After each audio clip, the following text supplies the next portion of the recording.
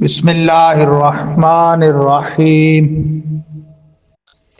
الحمد للہ وحدہ والصلاة والسلام علی من لا نبی بعدہ نحمدہ ونصلی ونسلم علی خاتم الانبیاء والمرسلین وعلى آلہ وصحبہ واہل بیتہ اجمعین اما بعد فاعوذ باللہ من الشیطان الرجیم بسم اللہ الرحمن الرحیم وَيَسْأَلُونَكَ عَنِ الْمَحِيضِ صدق اللہ العظیم وصدق رسولہ النبی الکریم الامین ونحن علی ذلک لمن الشاہدین والشاکرین والحمد للہ رب العالمین ان اللہ وملائکتہ یصلون علی النبی یا ایہا الذین آمنوا صلوا علیہ وسلموا تسلیما صلی اللہ علی النبی الأمی وآلہ صلی اللہ علیہ وسلم صلاۃ و سلاما علیک یا رسول اللہ وعلی آلک واصحابک واہل بیتک یا حبیب اللہ الصلاۃ والسلام علیک یا خاتم النبیین وعلى آلك وأصحابك وأهل بيتك يا حبيب رب العالمين۔ حمد باری تعالیٰ اور دربار رسالت مآب علیہ افضل الصلوات و اکمل التسلیمات میں ہدیہ درود و سلام عرض کرنے کے بعد گرامی مرتبہ سامعین کرام بحمد اللہ تعالیٰ فرزندین عزیز اور آپ حضرات، آج یکم شعبان المعظم 1446 ہجری مطابق 31/12/2025 جمعہ کے روز روشن فریضہ جمعہ کی ادائیگی کے لیے مرکزی جامع مسجد اہل سنت گلشن شرازی کالونی میاں والی سٹی میں حاضر ہوئے ہیں۔ گزشتہ سے پیوستہ سورۃ البقرہ رکوع نمبر 28 اور پارہ نمبر 2 کا رکوع نمبر 12۔ سورۃ البقرہ آیہ کریمن 222 تا 228 228 کا ترجمہ اور مختصر تفسیر بیان کرنے کا سلسلہ ہے۔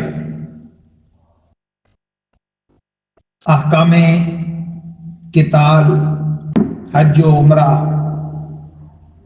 خمر و میسر کے بیان کے بعد اب آئلی زندگی سے متعلق کچھ احکام کا بیان ہے، جس میں بناتے حوا پر لکھی گئی تقدیر، جسے حیض مینسس کہتے ہیں، اس کے کچھ احکام کا بیان ہے، قسم کے احکام کا بیان ہے، اور ایلا کے احکام کا بیان ہے۔ فرمایا وَيَسْأَلُونَكَ عَنِ الْمَحِيضِ، اور پوچھتے ہیں لوگ آپ سے اے حبیب حیض کے متعلق۔ شریعت مطہرہ میں ہر جوان عورت کو جو ماہانہ خون آتا ہے، اس کی اقل مدت احناف کے نزدیک کم از کم جو ہے وہ 3 دن اور اکثر مدت یعنی زیادہ سے زیادہ 10 دن ہے. اس کے درمیان ہر عورت کے اپنے صحت مزاج کے موافق اپنے اپنے ایام ہیں، بعضوں کو کتنے دن، بعضوں کو کتنے دن آتا ہے. تو 3 دن سے کم ہو وہ بھی حیض نہیں، اور جو 10 دن سے زائد ہو وہ بھی حیض نہیں. وہ استحاضہ ہے، وہ ایسے ہے ایک رگ کا خون ہے جیسے نکسیر، کہ اگر اتنا وقت بھی مہلت نہ دے وہ خون کے ایک وضو پورا ٹھہرا کے نماز پڑھی جا سکے، تو وہ معذور شرعی کے حکم میں ہے وقت کے اینڈ تک انتظار کرے، جب وقت جاتا دیکھے تو وضو کر کے نماز پڑھ لے. وقت کے نکلتے اس کا وہ وضو کل عدم قرار دیا جائے گا. جبکہ جو حیض ہے جو 3 دن سے زائد آتا ہے اور 10 دن سے زائد نہیں جاتا، بیچ میں چاہے 4 دن 5 دن 6 دن 7 دن جتنا بھی ہو، اس میں عورت پر نماز و روزہ دونوں معاف ہیں، جائز ہی نہیں کہ وہ ان کو ادا کر سکے.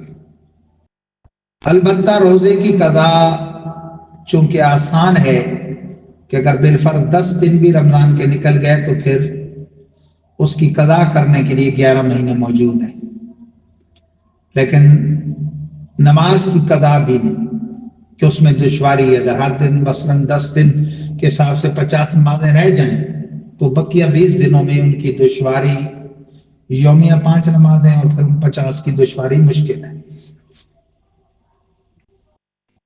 اس حالت میں عورت ایسے ہوتی ہے جیسے حالت جنابت ہے، احتلام والا یا غسل جنابت والا مرد و زن جس طرح ہوتے ہیں. نہ زبانی تلاوت جائز، نہ قرآن پاک کا چھونا جائز، نہ طواف کعبہ جائز، نہ مسجد میں داخلہ جائز.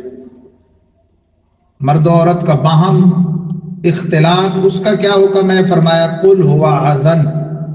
حبیب آپ سے جو پوچھتے ہیں اس کے متعلق تو کہہ دیجئے وہ ایک نجاست ہے. فاعتزلوا النساء فی المحیض، تو الگ کر لو عورتوں کو حیض کے دنوں میں.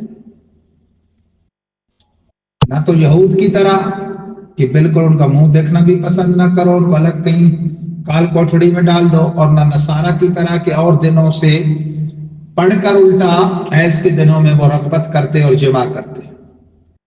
جماع منع ہے، باقی اس کے ساتھ اٹھک بیٹھک، اس کے ہاتھ کا کھانا پینا، یہاں تک کہ مردوں کا جو ستر عورت ہے یعنی زیر ناف تا تہ زانو، اگر اس نے کسی موٹے کپڑے سے تہبند باندھ رکھا ہے تو اس کے بقیہ جسم سے استمتاع یعنی نفع اٹھانا بھی جائز ہے. بوسوں کے نار ساتھ لیٹنا وغیرہ یہ درست ہے. وَلَا تَقْرَبُوهُنَّ حَتَّى يَطْهُرْنَ، اور مت قریب جاؤ ان کے یہاں تک کہ وہ پاک ہو لیں، یعنی ان سے جماع کی ممانعت ہے. اور یہ نص قطعی سے چونکہ جماع کی ان دنوں حرمت ثابت ہے تو یہی وجہ ہے کہ تفسیرات احمدیہ میں ہے کہ مستحیل الحائض مستحل الوطی فی حالت الحیض فہو کافر. حالت حیض میں وطی کو یعنی میاں بیوی کے جماع کو جائز جاننے والا وہ دائرہ اسلام سے خارج ہے. اگر جائز سمجھ کے معاذ اللہ اس کا ارتکاب کیا دائرہ ایمان سے نکل جائے گا، اور دونوں نے اس لیے ارتکاب کیا جائز سمجھ کے دونوں کا یہی حکم ہے. مرد نے مجبور کی عورت بادل نخواستہ ملبس ہوئی تو وہ گناہگار نہ ٹھہری، یہ گناہگار ہے اور اس نے حلال جان پہ کیا تو دائرہ اسلام سے خارج، وگرنہ گناہگار ہے حرام کا. فقہا نے لکھا کہ ایام کے ابتدائی دنوں میں اگر ایسا جرم کیا تو توبہ بھی کرے اور 1 دینار صدقہ کرے. اخیر کے دن تھے تو توبہ کرے اور 1/2 دینار صدقہ کرے. ابتدائی اور اخیر کی ایک تو پہچان یہ ہے کہ عورت کے اپنے اقرار سے پتہ چلے گا اس کے بتانے سے. دوسرا خون ابتدا میں زیادہ سرخ ہوتا ہے، بعد میں زردی میں لگ جاتا ہے. تو بہرحال فرمایا فائدہ تطہرنا، اس کی جو تفصیل اگر پڑھنا چاہے اردو دان حضرات آسانی میں تو بہار شریعت میں کتاب الطہارت میں اسے تفصیل سے پڑھ لیجیے. عورتوں کو اس کے احکام جاننے چاہیے، مردوں کو بھی جاننے چاہیے۔ شادی شدہ حضرات کے لیے اور زیادہ ضروری طور پر ہے کہ وہ نکاح سے پہلے ان احکام کو جان لیں۔ اب اس کی لمٹ ہے کم کی 3 دن، زیادہ سے زیادہ 10 دن کی، جبکہ بچے کی ولادت کے بعد جو خون آتا ہے نفاس، اس کی کم کی کوئی لمٹ نہیں، زیادہ کی لمٹ شریعت مطہرہ نے 40 دن بتائی ہے۔ عام طور پہ جو لکھی پڑھی خواتین نہیں ہوتی، بوڑھی خاص طور پہ خواتین، ان میں یہ مسئلہ بڑا معروف ہے کہ وہ 40 دن تک نمازوں کا ناغہ ضرور سمجھتی ہیں، حالانکہ ایسا نہیں، اگر اس سے پہلے طہارت ہو گئی تو غسل کر کے نمازوں کا شروع کر دینا فرض ہے۔ تو فرمایا ہے حبیب آپ سے پوچھتے ہیں وَيَسْأَلُونَكَ عَنِ الْمَحِيضِ، حبیب عورتوں کے ماہواری خون کے متعلق آپ سے سوال کرتے ہیں، قُلْ هُوَ أَذًى، فرمایا اے حبیب کہہ دیجیے وہ نجاست ہے، فَاعْتَزِلُوا النِّسَاءَ فِي الْمَحِيضِ، عورتوں کو اپنے سے دور کر دو حیض کے دنوں میں، یعنی قربت جماع جو ہے وہ منع ہے۔ وَلَا تَقْرَبُوهُنَّ حَتَّى يَطْهُرْنَ، اور ان کے قریب مت ہو یہاں تک کہ پاک ہو جائیں۔ فَإِذَا تَطَهَّرْنَ فَأْتُوهُنَّ مِنْ حَيْثُ أَمَرَكُمُ اللَّهُ، پھر جب وہ پاک ہو لیں تو ان کے پاس جہاں سے اللہ نے تمہیں حکم دیا۔ إِنَّ اللَّهَ يُحِبُّ التَّوَّابِينَ وَيُحِبُّ الْمُتَطَهِّرِينَ، بے شک اللہ پسند کرتا ہے توبہ کرنے والوں کو اور پسند کرتا ہے پاکیزگی اختیار کرنے والوں کو۔ نساؤکم حرث لکم، تمہاری عورتیں تمہاری کھیتیاں ہیں۔ یہ قرآن پاک نے ایک تمثیل دی، بہت ساری باتیں قرآن و سنت میں تمثیل کے ذریعے سمجھائی گئی ہیں، مثال دی گئی، کیونکہ التمثیل للتفہیم، مثال کا دینا یہ کسی چیز کو سمجھانے کے لیے ہوتا ہے۔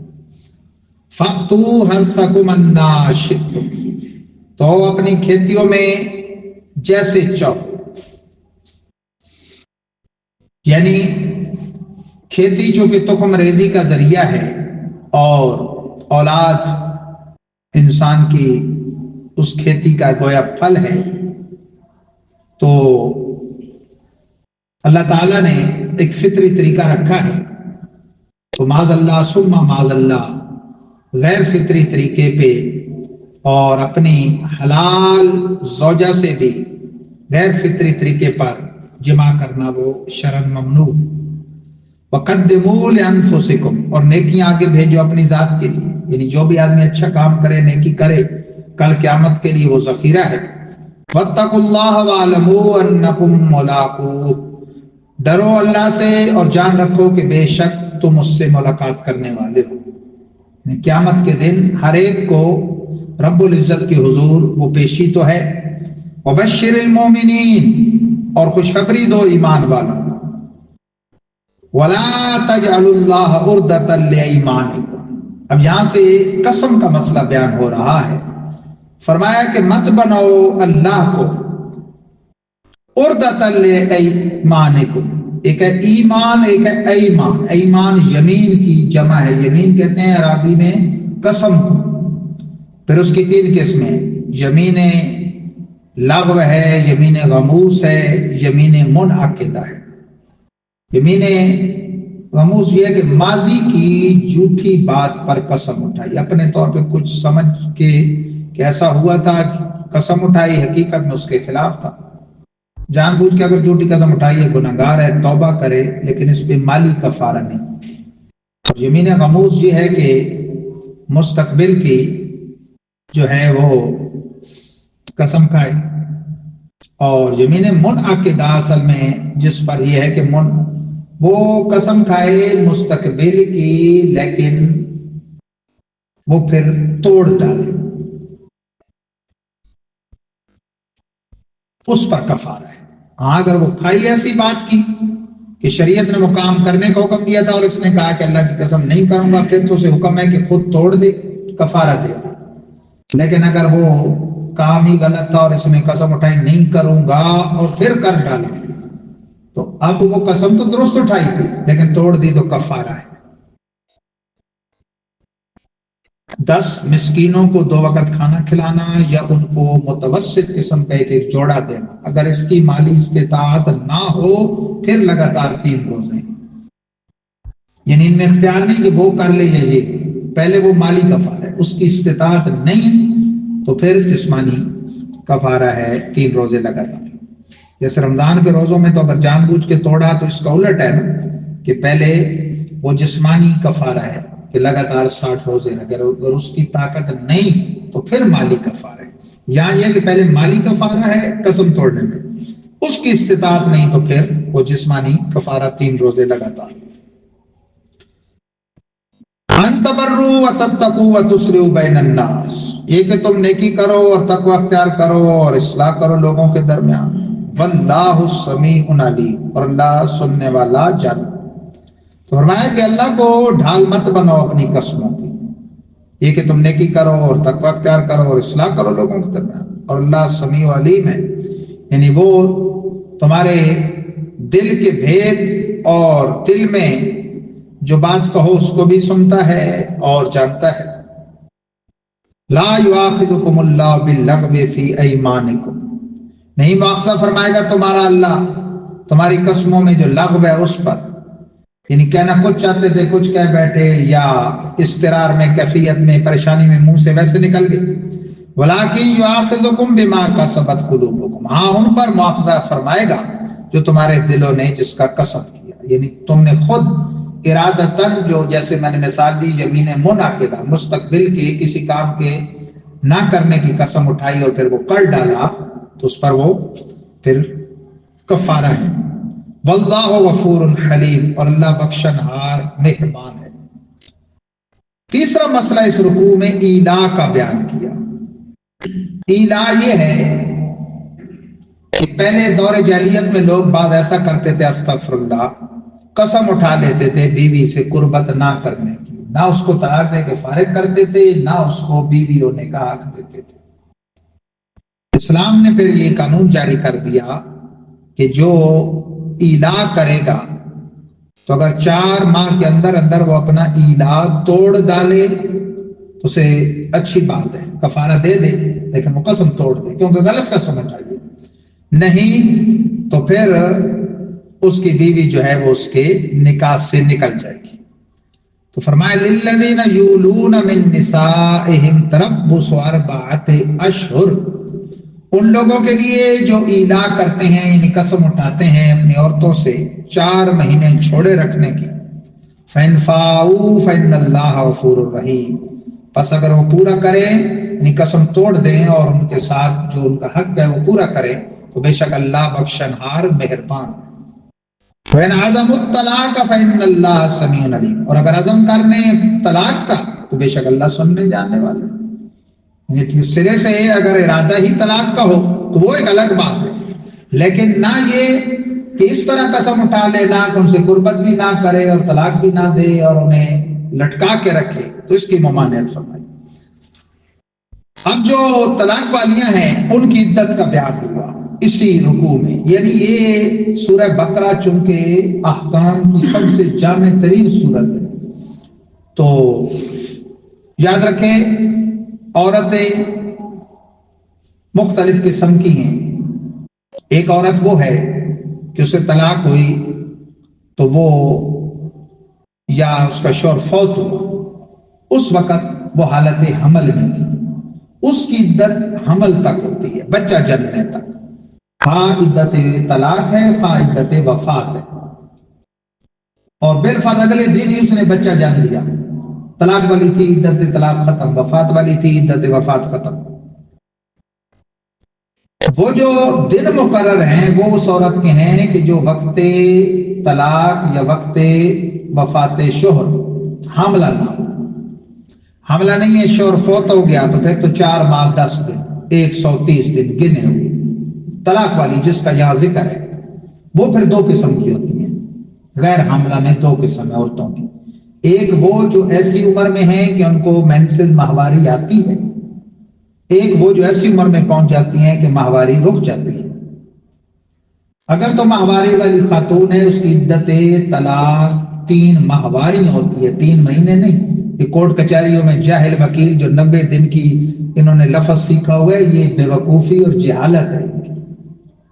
90 دن نہیں ہوتے، 3 ماہواریاں، اور وہ ہر عورت کی اپنا مزاج ہے، ہر شادی شدہ بندہ یہ بات جانتا ہے۔ بعض اوقات کسی عورت کو ہر ماہ ماہواری آتی ہے، بعض اوقات کسی عورت کو 2 ماہ بعد آتی ہے، 4 ماہ بعد بھی آتی ہے، 6 ماہ تک نہیں آتی۔ 3 ماہواریاں جب پوری ہوں گی تب عدت ختم ہوگی۔ اور اگر وہ ایسی عمر کو پہنچی ہوئی ہے کہ وہ ماہواری کی عمر ہی تو پھر اس کی گن کے 3 مہینے، اور ان 3 مہینوں سے مراد 90 دن تب ہوتے ہیں جب چاند کی پہلی نہ ہو۔ چاند کی پہلی ہو تو پھر مہینے گنیں گے، خواہ وہ 329 کی کیوں نہ ہو، 329 کی کیوں نہ ہو، 129 کا 230 کے، یا 130 کا 229 کے، 3 مہینے گنے گے۔ اگر یکم کو یہ معاملہ ہوا، بیچ میں ہوا ہے تو پھر گن کے 90 دن۔ تو قرآن فرماتا ہے عام طور پہ جو عام عورتوں کی بات ہے، والمطلقات یتربصن بانفسہن ثلاثۃ قروء، عورتیں اپنے آپ کو طلاق والی روک کے رکھیں 3 حیض۔ ولا یحل لہن یکتمن ما خلق اللہ فی ارحامہن، اور یہ معاملہ چونکہ شہادت سے تو ثابت ہوتا نہیں، اس کا تعلق تو عورت کے اپنے قول سے، اسے پتہ ہے، تو فرمایا ہرگز حلال نہیں ان کے لیے یہ کہ چھپائیں وہ جو اللہ نے پیدا کیا ان کے رحم میں۔ یعنی حیض کا معاملہ بھی عورت بتائے گی جو پتہ چلے گا، وہ بھی نہ چھپائے، اور بالفرض اگر وہ حاملہ ہے تو وہ بھی عورت ہی بتا سکتی ہے، اس کو چھپائے نہیں۔ ایسے نہ ہو کس لیے چھپائے کہ جناب وہ اگر بتا دوں گی تو وہ لمبی ہو جائے گی عدت، یعنی اگر ابتدائی دنوں کا حمل ہے تو پھر تو ظاہر عدت لمبی ہو جائے گی، تو چھپا لوں تو آگے شادی کر لوں، تو ایسا نہ کرے۔ ان کنن یؤمنن باللہ والیوم الآخر، اگر اللہ اور آخرت پر ایمان رکھتی، فبعولتہن حق بردہن فی ذالک ان ارادوا اصلاح، ایسا کیوں ہے، اس کی حکمت کیا ہے؟ فرمایا اس لیے کہ ان کے شوہر زیادہ حق رکھتے ہیں ان کو لوٹانے کا اگر ارادہ کریں اصلاح کا۔ کبھی بعد میں اصلاح کا پہلو بن جاتا ہے نا، صلح کا پہلو بن جاتا ہے، اور طلاق رجی دی تھی اور ابھی گنجائش باقی تھی تو ارادہ بن جاتا ہے، تو پھر یہ چیز وہ نہ چھپائے۔ فَلَهُنَّ مِثْلُ الَّذِي عَلَيْهِنَّ بِالْمَعْرُوفِ وَلِلرِّجَالِ عَلَيْهِنَّ دَرَجَةٌ، واسطے عورتوں کے بھی مثل اس کے ہے جو ان پر ہے بھلائی کے ساتھ۔ کیا مطلب؟ جیسے عورتوں پر مردوں کے حقوق ہیں، ایسے مردوں پر بھی عورتوں کے حقوق لاگو ہیں۔ ہاں فرق ہے، وَلِلرِّجَالِ عَلَيْهِنَّ دَرَجَةٌ، اللہ نے درجہ مردوں کو ان پر زیادہ دیا ہے۔ قرآن پاک میں ہے الرجال قوامون علی النساء، مرد عورتوں پر افسر، وہ حاکم ہیں، ان کا درجہ زیادہ ہے لیکن حقوق جانبین سے۔ واللہ عزیز حکیم، اللہ غالب حکمت والا ہے۔ جو بھی شخص نکاح کرے اسے چاہیے، اگر وہ لکھا پڑھا عالم نہیں ہے یا باقاعدہ طالب علم نہیں ہے، عربی نہیں جانتا، تو کم از کم قرآن پاک میں جو آیات اس حوالے سے ہیں اردو میں معتبر جو ہمارے اکابر علماء ہیں ان کے ترجمہ اور تفسیر کو دیکھ لے۔ اسی طرح بہار شریعت جو اردو میں فقہ حنفی کا مکمل انسائکلوپیڈیا ہے، حیات سے لے کر ممات تک کے مسائل کا، یعنی عبادات، نماز روزہ حج زکوٰۃ، معاملات، نکاح طلاق، خرید و فروخت وغیرہ، اسی طرح جو مسائل ہیں بعد مرنے کے میراث وغیرہ کی، اس کی جامع کتاب ہے، اس کا 7واں 8واں حصہ، یہ ضرور اس حوالے سے پڑھ لینا چاہیے۔ اللہ تبارک و تعالی ہم سب کو احکام شرع یاد رکھنے اور ان پر عمل کرنے کی توفیق عطا فرمائے۔ وآخر دعوانا الحمد للہ سنت